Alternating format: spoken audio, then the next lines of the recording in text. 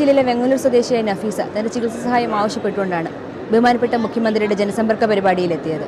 5 വർഷമായിട്ട് ചികിത്സയിലായിരുന്നു. എൻ്റെ അച്ഛൻ്റെ അമ്മയാണ് ഇത്, നഫീസ എന്ന് പറഞ്ഞു. 5 വർഷത്തോളം ഹോസ്പിറ്റൽ ട്രീറ്റ്മെൻറ്റും കാര്യങ്ങളായിട്ട് 3 വർഷത്തിന് മുമ്പായിട്ട് ചെസ്റ്റ് പെയിൻ ഉണ്ടായി സെൻറ്റ് മേരീസ് ഹോസ്പിറ്റലിൽ അഡ്മിറ്റ് ആവുകയും അവിടെ വെച്ച് ഹാർട്ട് സർജറി വേണമെന്ന് പറയുകയും സാമ്പത്തികപരമായ ബുദ്ധിമുട്ടുകളുള്ളതിനാലും വയസ്സ് 74 ആയതിനാലും ഡയബറ്റീസ്, ഷുഗർ, ഹൈപ്പർ ടെൻഷൻ അങ്ങനെയുള്ള ഒരുപാട് അസുഖങ്ങളുള്ളതിനാലും സർജറി വേണ്ട എന്നുള്ളൊരു തീരുമാനം എടുക്കുകയും അതുപോലെ തന്നെ പിന്നീട് മരുന്നുകളിലേക്ക് മാറുകയും ചെയ്യേണ്ടതായിട്ട് അവസ്ഥ വന്നു. ഏകദേശം ഇപ്പോൾ മുഖ്യമന്ത്രിയുടെ ധനസഹായത്തിൽ നിന്ന് ഏകദേശം 40,000 രൂപയോളം ധനസഹായമായിട്ട് ലഭിക്കുകയുണ്ടായി. ഇതെന്തുകൊണ്ടും ശരിക്കും എല്ലാവർക്കും ഒരു മാതൃകയായിട്ടുള്ള ഇങ്ങനെയുള്ള ഒരു ഭരണാധികാരിയാണ് നമുക്ക് ശരിക്കും കേരളത്തിൽ ഏറ്റവും അത്യാവശ്യമായിട്ടുള്ളത്. പാവപ്പെട്ട ജനങ്ങളുടെ കണ്ണീരൊപ്പുന്ന ഈ മുഖ്യമന്ത്രിയുടെ ദുരിതാശ്വാസ ഫണ്ടിൽ നിന്നും ഇനിയും സാധാരണപ്പെട്ട ഞങ്ങളെപ്പോലുള്ള ജനങ്ങൾക്ക് ഒരുപാട് സഹായങ്ങൾ ലഭിക്കുമാറാകട്ടെ എന്ന് ദൈവത്തോട് നന്ദി പറഞ്ഞുകൊണ്ട് പ്രാർത്ഥിക്കുന്നു.